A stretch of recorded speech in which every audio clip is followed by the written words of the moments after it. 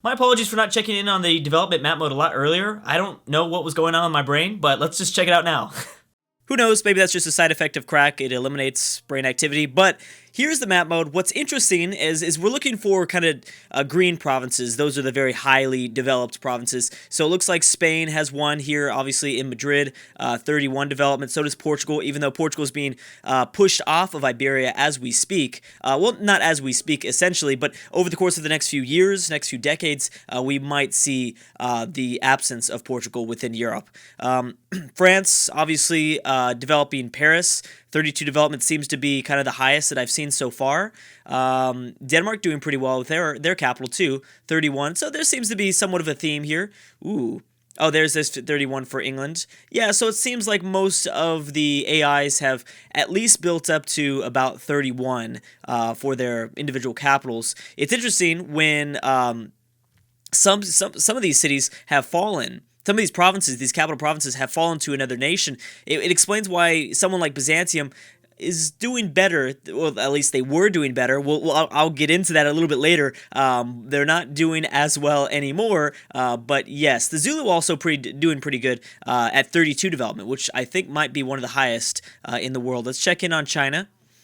Okay, so China is actually the most developed, technically. I mean, this really, this. I'm not saying that they're most developed. I'm just saying that they've got the highest developed province. It doesn't necessarily mean that they're the most developed, but they are one of the most developed. That is for sure. Before I press play, I do want to check. I want to show you guys the technology map mode as well.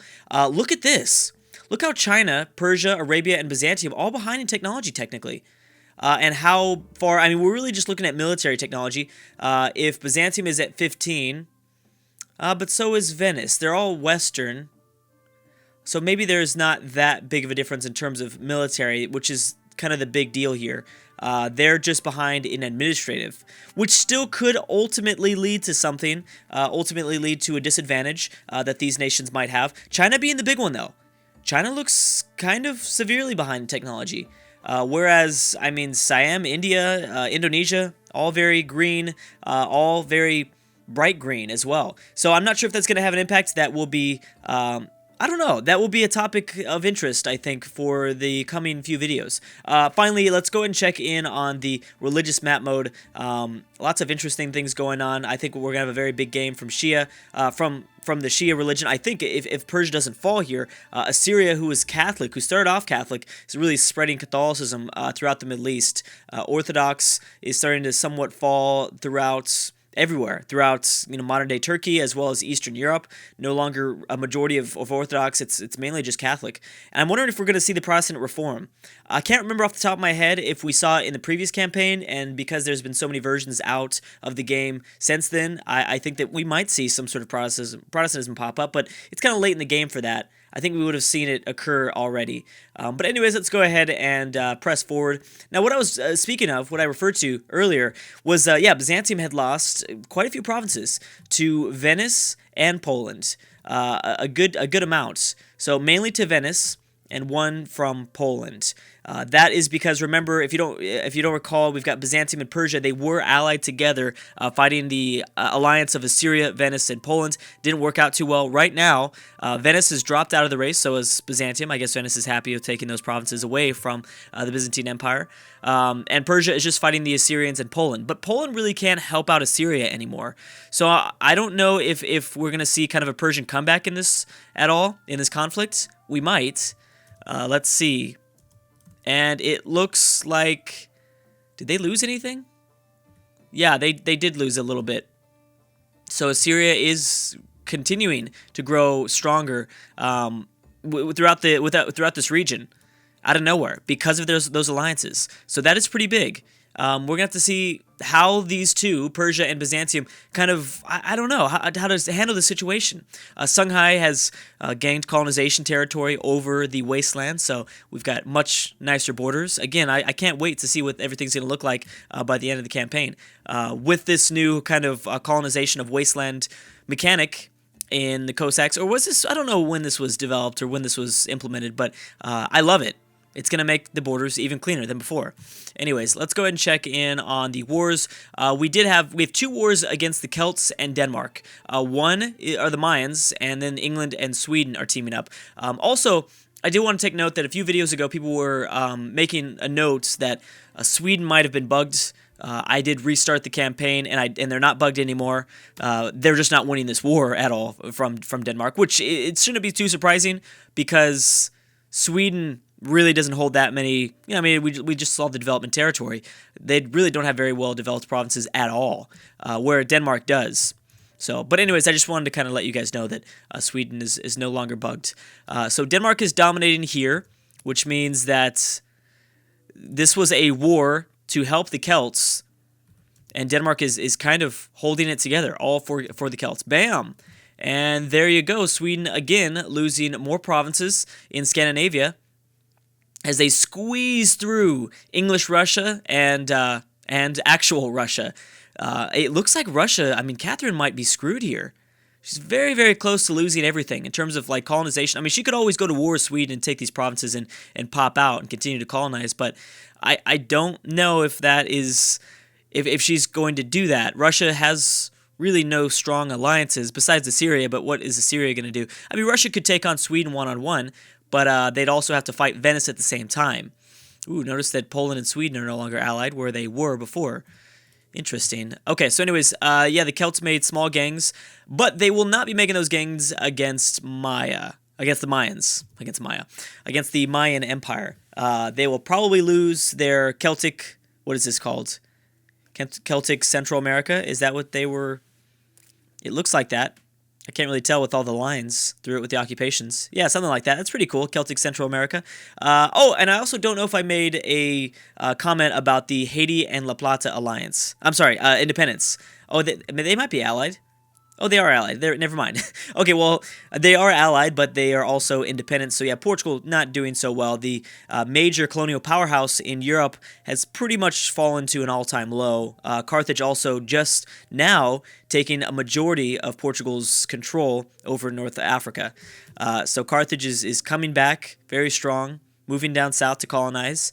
So this will be interesting to see.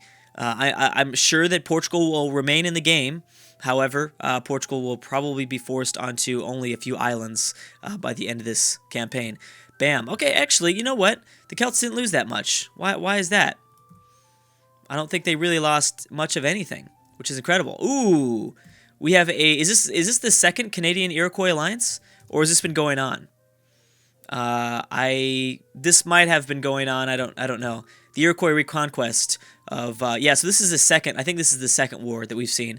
America, France, and the French colony all working together against the Iroquois as well. So it looks like possibly during the middle of this war, maybe Canada was able to do enough damage to the Iroquois, where the Americans were like, hey, you know, I'm down to take on Hiawatha. I'm down to take them on with our alliances. America allied to the French. It's a pretty big deal. That's also gonna probably lead to some interesting alliances and some interesting wars, so especially since France is still a major player in Western Europe. This might be the alliance that France desperately needed as the world becomes more and more global, and as we become, I guess as everything becomes more of a diplomatic game instead of just like a continental or regional sort of alliances, because that's why we were looking at the campaign in the very beginning. We were looking at Europe to see, what European alliances did the French have. But now, as we approach, the 17th century, I think that the alliance with America could ultimately lead to maybe a small comeback that Napoleon could maybe try to, try to regain some power, try to, get that extra oomph that they desperately need when facing the Venetian and Polish and Spanish alliances. I mean, it's just ridiculous. This is insane. France also allied to Denmark, which is good because Denmark's been doing much better as of lately. Oh, I didn't realize that Germany was still alive. They've got no alliances, so I'm sure that they'll just be gone. They'll probably just vanish before we even realize it. England at -61 war score against the Celts. Okay, so Sweden was forced to separate peace, but England is still involved in that war. Just want to take note of that. The Mayans are back at war with the Shoshone. I think the Shoshone will survive, probably still in California. It's important that the Canadians take as much as they can away from the Iroquois before the Americans occupy everything. They need to find a way. They desperately need to find a way to try to move just around this wasteland, just a little bit west of this wasteland. That way they can go for traditional Canadian territory. All this stuff that is claimed for their empire, they need to grab as much of that as possible. Because the Americans are going to be pretty powerful. I know that their colonization has been slow, and their font looks small. Boom, Canada just pieced out, I believe. Yes, they did. And they took about 4 provinces. Pretty smart move there. They also still don't technically border America. Oh, now they do. Never mind. All right, so the Iroquois are going to be scattered throughout the rest of this campaign, and they'll probably be destroyed at some point because they really don't have any possibility of alliances. Unless the Iroquois can ally to the Mayans, that is all they have. But they're going to continue to colonize to the west, so that might keep the Iroquois alive for a little bit longer, but we'll see. But let's see if Canada, I don't think Canada is going to be smart enough to colonize here and continue to go throughout this region. I think they're going to focus on colonizing a region that they already pretty much have under their control. It might be smart to kind of, I don't know, unify their empire and then just go to war with the Iroquois later and take them over, because they've obviously shown that they can pretty much do whatever they want to the Iroquois. The second war, and especially now that the Iroquois have lost double the amount of provinces from 2 different wars, yeah, any of these nations could probably go to war with them at any point, even if it's just a solo war, even if it's just one-on-one, it would still probably be a significant win for the enemy of the Iroquois. Okay, I don't know if I made a comment about the Ashanti returning, but the Ashanti have returned. They also returned in the previous campaign. Did England lose anything? Yes, they did. They lost a province in Ireland as well as northern Scotland. So the Celts making a slight comeback, even though the Celts are pretty much screwed no matter what. I mean, they'll be safe in Danish Greenmark. Actually, they're not in Danish Greenmark yet.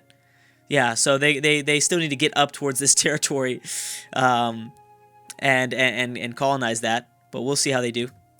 Oh, here's some more wars. Ooh, that didn't take very long at all. China is going to eliminate Japan. We also have a Spanish alliance with Venice taking on Songhai and Carthage. Ooh, I didn't know that Songhai and Carthage were allied. Ooh, this might be interesting. Uh-oh. Yeah, this might be very interesting. Okay, but wait a second. There's another war that I found interesting. I'm sorry. I guess I find all wars interesting. Clearly, I'm surprised. I'm surprised at Washington's aggression here. He did not wait long at all. I mean, he took like a good amount away from the Iroquois, probably about 5 provinces. Looks like. Remember, this is colonized territory, I believe. They're colonizing Ohio, so that's why they don't have a core on it. They're coring it now, but they just finished the colonization. Actually, one of these might be, maybe Niagara could be a colony. Or no, it says it was a former core of the Iroquois, so never mind. Yeah, they took about 5 provinces from the Iroquois, and immediately they're going back after Canada. And there's no way Canada is going to be able to survive this, I don't think. Not survive, but I mean, like, there's no way they're going to be able to win this war. Best bet would be for them to cause some sort of a stalemate somehow. They already have a 21 stack. But obviously that is going to be no match for a 27 stack that the Americans are sending over. They might have a rough terrain penalty, but that doesn't really matter. They're going to be sent back. The French also really don't have much of an alliance, or much of a military, looks like. Maybe about 4,000 men. I mean, the French and the colony, both of them, don't really have much. Unless, of course, they are consolidated already. Oh, they are, somewhat. The French colony has about 4,000 men. Most of it is American members of the alliance, though. Remember, yeah, most of them. And the Americans are bringing in even more. I didn't realize that Canada might end up surviving to the south of America. Could you imagine that?